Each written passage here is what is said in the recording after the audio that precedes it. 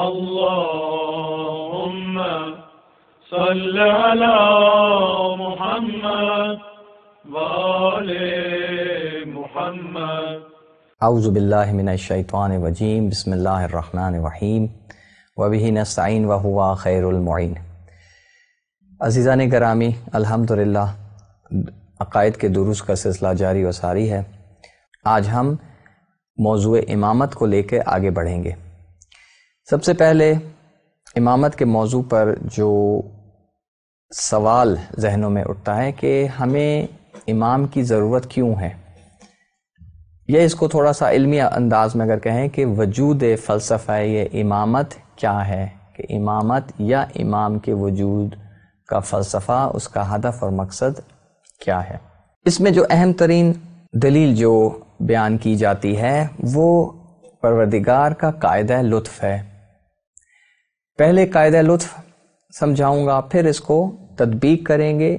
جو ہے موضوع امامت کے ساتھ. پروردگار نے انسانوں کے لیے جب اس دنیا میں بھیجا تو انسان کی جو بھی جملہ ضروریات تھیں پروردگار نے اپنے خاص لطف و کرم سے انسان کے لیے مہیا کی.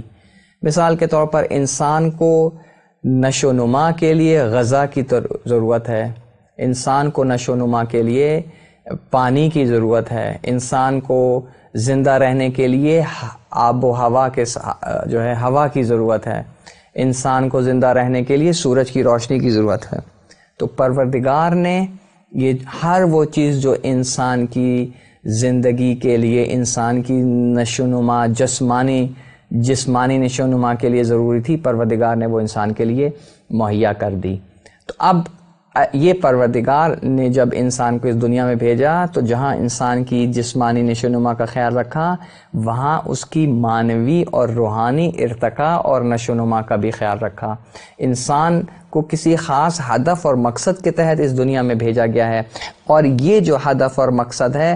یہ انسان کو اپنی زندگی میں حاصل کرنا ہوتا ہے. اب پروردگار انسان کو ایک بہترین معنوی اور الہی ہدف کے ساتھ بھیج کر،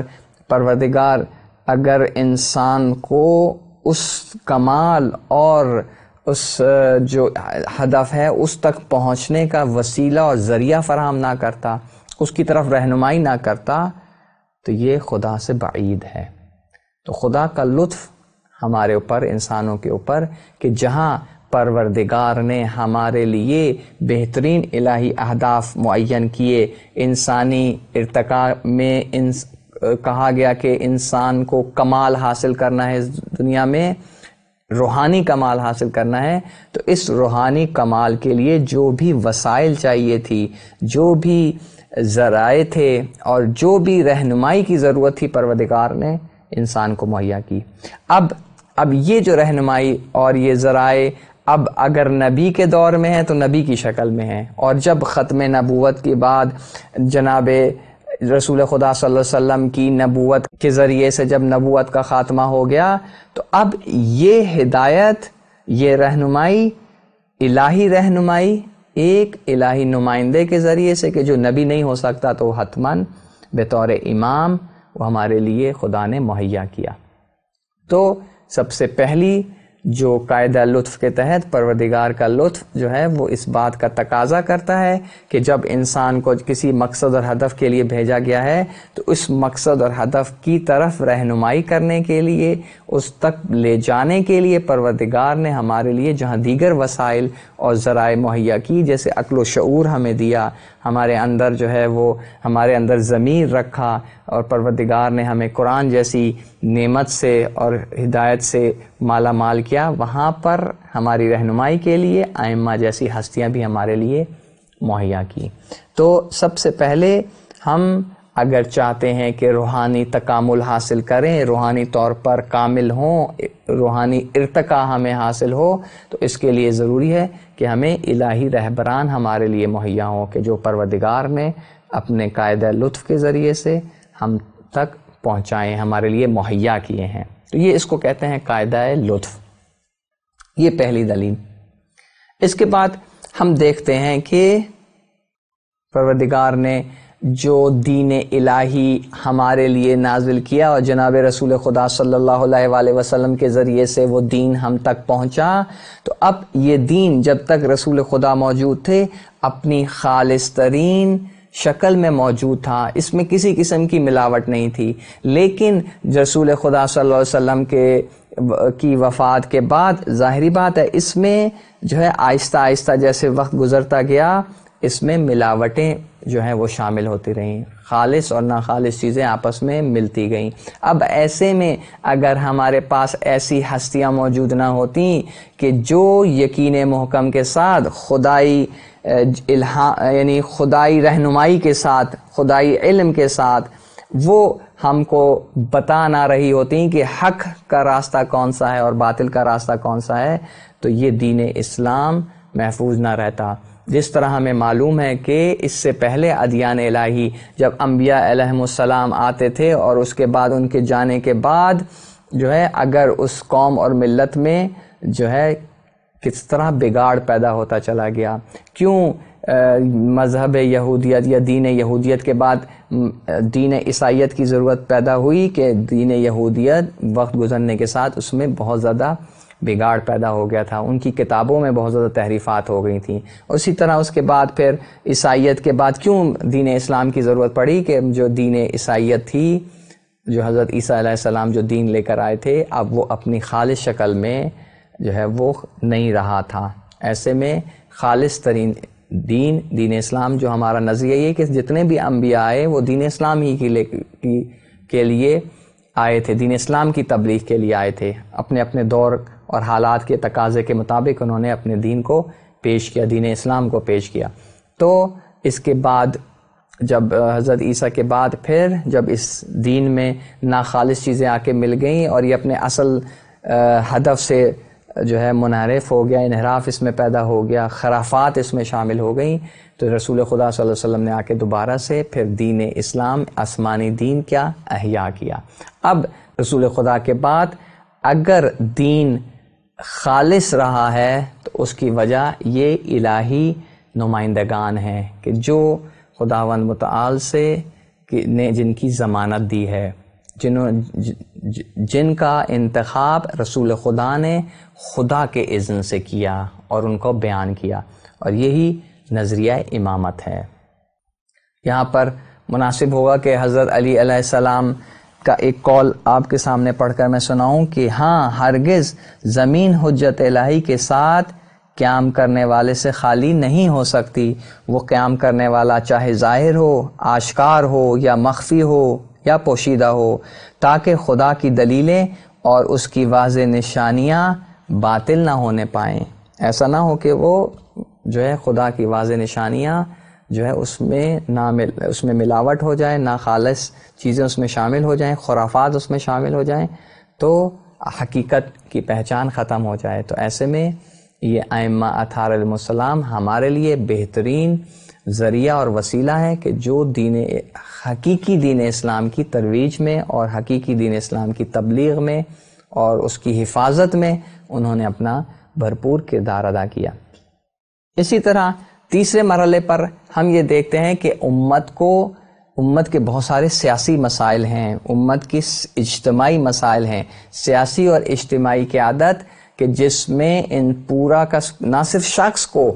جو اہم نقطہ ہے اس کی طرف توجہ کرنے کی ضرورت ہے کہ نہ صرف دین اسلام کا ہدف یہ نہیں تھا کہ انسان کو کمال تک پہنچائے، بلکہ یہ جو انسان کے کمال تک کا سفر ہے یہ اجتماعی طور پر بھی طے ہو۔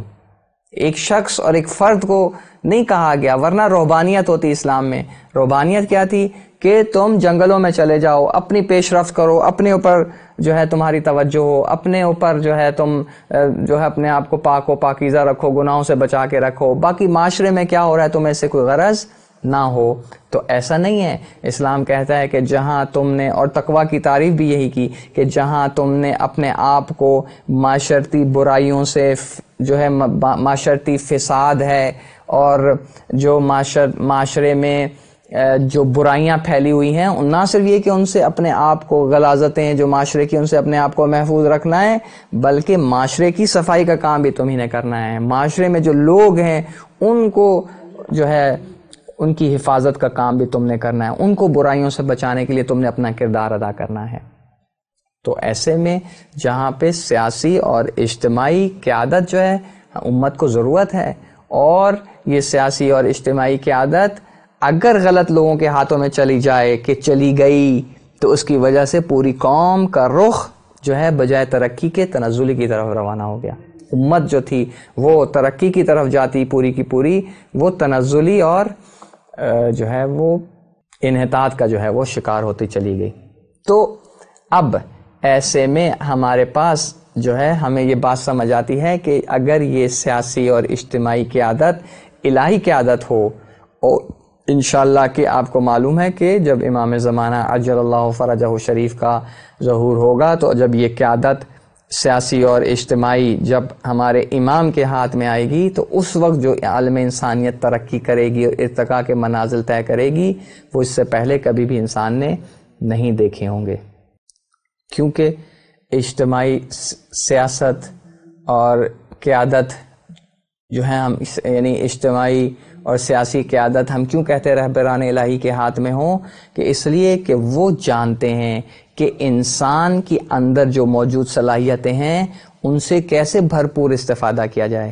معاشرے میں کیسے عدل و انصاف کو رائج کیا جائے، معاشرے میں جو طبقاتی جو فرق پیدا ہو چکے ہیں ان طبقاتی فرق کو کیسے مٹایا جائے۔ یہ الہی قیادتیں ہوتی ہیں کہ جو عالم انسانیت کو ارتقاء کے منازل کی طرف نہ صرف بڑھاتی ہیں بلکہ اس کو منزل مقصود تک پہنچانے کی صلاحیت اور قابلیت رکھتی ہیں۔ البتہ انسانیت جو ہے وہ اگر ان کو رہبر نہ بنائے، ان کو قائد نہ سمجھے، ان کی امامت میں اپنے آپ کو پیش نہ کرے تو یہ پھر انسان اور انسانیت کا قصور ہے۔ اور یہ ہوا کہ ہم نے ائمہ علیہ السلام کو جو ہمارے سیاسی اور اجتماعی رہبر بھی تھے، ہم نے ان کو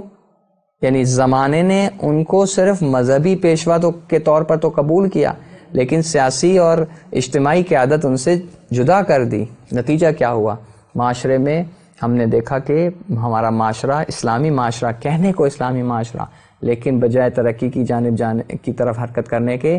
مسلسل تنزلی اور انحطاط کی طرف جو ہے اس نے حرکت شروع کر دی۔ آج جو ہم پورے عالم اسلام میں مسلمانوں کو پریشان حال دیکھتے ہیں، ہم جو کسی نے کیا بات یعنی کوئی اپنے انداز میں یہ بات کہی کہ اسلام جو ہے مسلمان جو اسلامی ممالک میں پائے جاتے ہیں اور اسلام جو ہے وہ غربی ممالک میں پایا جاتا ہے جہاں پہ وہ ترقی کرتے چلے جا رہے ہیں۔ البتہ ہم ان کی ترقی کو بہت زیادہ معیار قرار نہیں دیتے، لیکن بہرحال ظاہری طور پر تو جنہوں نے دنیا کے لیے محنت کی تو دنیا حاصل کر لی، ہم لوگ جو ہے وہ ہم دنیا میں بھی صحیح طرح محنت نہیں کر سکے اور آخرت میں اپنی ہی کوتاہیوں کی وجہ سے، انحرافات کی وجہ سے، صحیح امام کا ساتھ نہ دینے کی وجہ سے اور اپنی اخلاقی بیماریوں کی وجہ سے دین سے بھی دور ہو گئے، نہ دنیا حاصل کر سکے اور نہ دین و آخرت حاصل کر سکے۔ بہرحال اب بھی وقت نہیں گزرا، ابھی ہمیں معلوم ہے کہ ہمارے امام کا ظہور ہونا ہے، اس وقت ہمیں ان کا بھرپور ساتھ دینا ہے۔ بہرحال ہماری دلیل کیا تھی کہ اجتماعی اور سیاسی قیادت جو ہے اگر رہبران الہی کے ہاتھ میں نہیں ہوگی تو معاشرہ انحطاط کا اور معاشرہ جو ہے وہ تنزلی کا شکار ہوگا جو ہم دیکھ رہے ہیں۔ اور اگر آپ کو یورپ میں کوئی آپ یہ ظاہری بات ہے یہ اشکال کر سکتا ہے، آپ کے ذہن میں یہ شبہ ایجاد ہو سکتا ہے کہ یورپ میں ہم دیکھ رہے ہیں ظاہری طور پر بڑی ترقی ہے، تو وہ ترقی ٹھیک ہے کہ ظاہری طور پر وہ ترقی ہے، لیکن ابھی کورونا کے ابھی اپنے حالات دیکھیں تو وہاں کورونا میں اس کی ساری کی ساری جو بھرم بازی تھی وہ ایک دفعہ ختم ہو گئے، جس تیزی سے وہ بیماری پھیلی اور وہاں کا جو میڈیکل سسٹم ہے، جو طبقاتی نظام ہے، جس کی وجہ سے جو ہے وہ غریب آدمی علاج نہیں کرا سکتا، ہاسپٹل کے اخراجات برداشت نہیں کر سکتا، اتنا بڑا رفائی ادارہ ہے، لیکن وہاں پہ لوگ جو ہے وہ بہت سارے لوگ جو ہے بنیادی طبی سہولیات سے محروم ہیں کیونکہ ان کی انشورنس نہیں ہے۔ ہاں اگر انشورنس ہے تو پھر آپ کا جو ہے وہ علاج ہو جائے گا۔ اور اسی طرح کے دیگر جو ہم ظاہری طور پر جن کو ترقی سمجھتے ہیں، آیا وہ واقعاً ترقی ہے؟ یہ بھی ایک خود سوال ہے کہ ابھی کیونکہ یہ موقع نہیں ہے، صرف میں ایک ذہن میں آپ کے سوال ڈالنے کے لیے کہ یہ جو ترقی جسے غربی ممالک بڑے فخر کے ساتھ پیش کرتے ہیں، کیا واقعاً یہ ترقی ہے؟ کیا اسلام جو ہے اس ترقی کو قبول کرتا ہے کہ جہاں پہ ظاہری طور پر چند اشرافی طبقہ جو ہے وہ تو آرام و آسائش میں ہو اور دوسری جو انسانیت ہے وہ تڑپ رہی ہو؟ وہ بعض علاقوں میں جو ہے جو اشرافی طبقہ ہے، جس کو جو کہنا چاہیے کہ جس کے پاس مال و دولت ہے، وہ تو بہترین ٹیکنالوجی سے استفادہ کرتا ہو، لیکن جو غریب عوام ہے وہ ان چیزوں سے، ان سہولیات سے محروم ہو۔ اور اسی طرح کہ ایسی ٹیکنالوجی کہ جو خود ماحولیات کے لیے، ایسی ٹیکنالوجی کہ جو فضائی آلودگی کا باعث بن رہی ہے، ایسی ٹیکنالوجی کہ جس سے انوائرمنٹل پولوشن پھیل رہی ہے، تو کیا یہ ٹیکنالوجی مطلوب ہے؟ خود یہ سوال ہے۔ اور اس طرح کی بہت جو انسانی صحت کے لیے مضر ثابت ہو رہی ہے ظاہری طور پر ٹیکنالوجی، لیکن انسانی صحت کے لیے مضر ثابت ہو رہی ہے، تو کیا یہ ٹیکنالوجی مطلوب ہے؟ تو یہ خود ایک سوال ہے کہ اس کو جب یہ موقع اگر ہمیں ملا تو انشاءاللہ اس کے اوپر تفصیل سے بات کریں گے۔ اب یہاں سے ہم چوتھے مرحلے میں داخل ہوتے ہیں، یعنی چوتھی دلیل آپ کے سامنے پیش کرتے ہیں، اور وہ ہے اتمام حجت، کہ جہاں جو حق کے رکھوالے ہیں، حق کے خواہش مند ہیں، حق کے متلاشی ہیں، جو چاہتے ہیں حق کو تلاش کریں، تو ان کے لیے تو وہ ڈھونڈ لیں گے، وہ تلاش کر لیں گے، لیکن وہ لوگ کہ جو بہانے باز ہیں، جو ہے حق کو، یعنی لوگوں کو بیوقوف بنانے کے لیے ان کے ذہنوں میں شبہات ڈالتے ہیں، تو ایسے لوگوں کو جو لجاجت پر مبنی ہر دھرم ہے، جن کو حقیقت ان کے سامنے پیش کر دی جائے پھر بھی اس کے سامنے انہوں نے اس کو قبول نہیں کرنا ہوتا، لیکن اعتراض ضرور کرتے ہیں، تو ان کی اتمام حجت کے لیے بھی رہبران الہی کی ضرورت ہے کہ جو ان کو دعوت دیں، حق کی دعوت دیں، بلائیں اپنے پاس اور ان کو بتائیں کہ حقیقی دین کیا ہے، تاکہ کل کو وہ خدا کے سامنے یہ بہانہ بنائیں کہ پروردگار ہمارے لیے تو نے کوئی حق کی بات کہنے والا شخص تو بھیجا ہی نہیں تھا، کوئی حق کی بات کہنے والا، اور حق اور باطل اتنا آپس میں مکس ہو چکا تھا کہ ہمارے لیے پہچان کرنا مشکل ہو گئی تھی۔ تو پروردگار ایسے لوگوں کی اتمام حجت کے لیے رسول خدا کے بعد اپنے ائمہ کے ذریعے سے ان لوگوں کے اوپر اتمام حجت کرتا ہے کہ دیکھ لو کہ حق کا راستہ جو ہے انہوں نے چل کے دکھایا۔ سب سے بہترین مثال خود امام حسین علیہ السلام کی ہے کہ امام حسین علیہ السلام نے اس وقت کے باطل وقت یزید کے سامنے قیام کر کے اپنی جانوں کا نذرانہ پیش کر کے اپنا سب کچھ خدا کی راہ میں قربان کر کے ہمیشہ کے لیے حق اور باطل کے درمیان میں ایک خط اور ایک لائن ہے جو ہے وہ کھینچ دی کہ اس طرف جو حسینیت ہے وہ حق ہے اور اس طرف جو یزیدیت ہے یہ باطل ہے۔ تو یہ ایسے لوگوں کے لیے جو کج فہم ہیں، جو بہانے باز ہیں، جو قیامت کے دن خدا سے بہانہ کرتے کہ پروردگار تو نے تو ہماری ہدایت کا سامان مہیا نہیں کیا تھا، ان کے لیے ان کی اتمام حجت کے لیے یہ جو ہے امامت کا جو وجود ہے یہ بہت بڑی ہمارے لیے نعمت ہے اور ان کے لیے اتمام حجت ہے۔ اب ہم پانچویں دلیل کی طرف آتے ہیں، اور وہ پانچویں دلیل کیا ہے کہ امام جو ہے وہ فیض الہی کے حصول کا ذریعہ ہے، واسطہ ہے۔ کیا مطلب یہ کہ اگر ہم انسان کی تخلیق دیکھیں، انسان کی الہی اہداف اور مقاصد کو دیکھیں تو یہ واسطہ ہیں ہر زمانے کا امام خدا کے درمیان میں اور مخلوق خدا کے درمیان میں، انسانوں کے درمیان میں، یہ واسطہ فیض ہے، ان کے ذریعے سے انسانیت کو خدا کا فیض مل رہا ہے۔ اور اگر خدا نخواستہ ان ائمہ کو نکال دیا جائے تو انسان میں قابلیت اور صلاحیت نہیں ہے کہ وہ خدا کے فیض سے مستقیم طور پر اس سے استفادہ کر سکے، کیونکہ اس نے اپنے آپ کو گناہوں میں اور غلاظتوں میں اور غفلتوں میں اور اپنے آپ کو کوتاہیوں میں جو ہے وہ مصروف کیا ہوا ہے۔ تو ایسے میں پاک اور پاکیزہ فطرت اور پاک و پاکیزہ ہستیوں کی ضرورت ہے، پاک و پاکیزہ ذوات کی ضرورت ہے، ذات کی ضرورت ہے کہ جن کے اوپر خدا کا فیض ہو اور اس فیض کے جو ہے کے ذریعے سے پھر وہ فیض ہم تک جو ہے وہ پہنچے، خود الہی فیض جو ہے وہ ہم تک پہنچے۔ بہرحال یہ ایک فلسفیانہ بحث ہے اور اس پہ ذرا تھوڑا گہرائی کی ضرورت ہے، کس طرح فیض خدا کے درمیان یہ وسیلہ ہیں خدا کے فیض کا. صرف سمجھانے کے لیے کہ جب دیکھیں ایک ظرف ہے مثال کے طور پر، اس کی ظرفیت تھوڑی ہے یا ظرفیت اس میں کم ہے، تو وہ جب جس چیز میں ظرفیت کم ہوگی اس میں پانی انڈیلا جائے گا تو بہت محدود پانی ہوگا. لیکن خدا کا فیض تو بہت بڑا ہے اور ہر کسی کو مختلف انداز میں پہنچ رہا ہے، تو وہ ایک ایسا بڑا اعلیٰ ظرف ہونا چاہیے کہ اس اعلیٰ ظرف میں بھرپور وہ فیض ہو، اور پھر جس کو جتنی ضرورت ہے وہ اس فیض سے استفادہ کر لیں. تو یہ واسطہ ہیں. بہرحال یہ ایک سادہ ترین زبان میں نے سمجھانے کی کوشش کی. انشاءاللہ زندگی رہی تو اس جو ہے واسطہ فیض ہونے کے حوالے سے انشاءاللہ مزید گہرائی سے ہم گفتگو کریں گے. خلاصہ یہ ہے کہ اگر آج کے دور میں ہم سے کوئی سوال پوچھے کہ رسول خدا کے بعد ائمہ کی ضرورت کیوں پڑی، تو ہم نے 5 دلیلوں سے آپ کو متوجہ کرنے کی کوشش کی. پہلا جو ہے وہ قاعدہ لطف ہے، دوسرا جو ہے وہ ہمیں آسمانی اور الہی ادیان کی حفاظت ان ہستیوں کے ذریعے سے ہے، تیسرا یہ ہے کہ سیاسی اور اجتماعی قیادت کے لیے ہمیں ایسی ہستیوں کی ضرورت ہے، چوتھا وہ جو بہانے باز لوگ ہیں، ہر دھرم لوگ ہیں، جو لجوج لوگ ہیں، ان کے اوپر حجت تمام کرنے کے لیے ہمیں ائمہ کی ضرورت ہے، اور پانچواں یہ کہ امام اور ائمہ ہمارے لیے خدا کے فیض کا واسطہ ہیں کہ پروردگار بحق محمد والے محمد ہمیں ائمہ کی حقیقت اور ان کی سیرت کو سمجھنے کی توفیق عطا فرمائے اور اس کے مطابق اپنی زندگیاں گزارنے کی توفیق عطا فرمائے. والسلام علیکم ورحمۃ اللہ وبرکاتہ. اللهم صل على محمد وآل محمد